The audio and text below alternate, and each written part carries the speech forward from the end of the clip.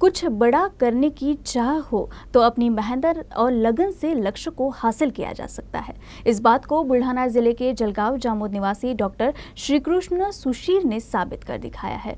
Shrikrishna UPSC में 155वीं rank हासिल कर आईएएस अधिकारी बनने का सपना सच किए हैं। खास बात तो यह है कि जलगांव जामोद और संग्रामपुर इन दोनों तहसील से श्रीकृष्ण पहले आईएएस होंगे। डॉक्टर श्रीकृष्ण के पिता श्रीराम सुशीर संग्रामपुर तहसील के सावली गांव के मूल निवासी हैं। वो एक सूत गिरनी में काम करने के लिए 1984 में अपने पैतृक गांव से जलगांव जामोद तहसील में आ गए थे। यही उन्होंने अपने तीनों बच्चों की परवरिश कर उनको शिक्षा प्रदान की। श्रीकृष्ण और उसकी 2 बहनें डॉक्टर है, जबकि 2 बहन टीचर है। डॉक्टर बनने के बाद भी श्रीकृष्ण के मन में समाज के लिए कुछ करने की चाह थी और वो उसके लिए अपनी नौकरी करने के साथ ही यूपीएससी के तैयारी में जुट गए। आखिरकार मेहनत रंग लाई और वो यूपीएससी में 155वां रैंक हासिल कर आईएएस अधिकारी बनने वाला है। इस सफलता से पूरा परिवार अपने आप को गौरवान्वित महसूस कर रहा है। माझं प्राथमिक शिक्षण दिनयुरा हायस्कूल जळगावमध्ये इथं झालं।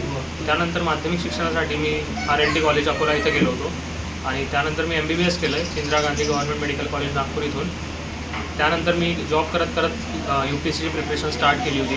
मी सध्या कॅन्टोन्मेंट हॉस्पिटल खडकीला पुण्यामध्ये जॉब करतो as a casualty medical officer आणि जॉब करत मी जेव्हा दिला ती माझी दुसरी मुलाखत होती आणि दुसऱ्या मुलाखतीमध्ये माझा 155वा रँक आला आहे भारतातून। त्यामध्ये मला IAS हे भेटून गेलं। माझं असं म्हणेल की UPSC कठीणपेक्षा UPSCच्या गायडन्सपेक्षा मिसगायडन्स जास्त झालेला आहे, त्यामुळे मुलं भरकटतात।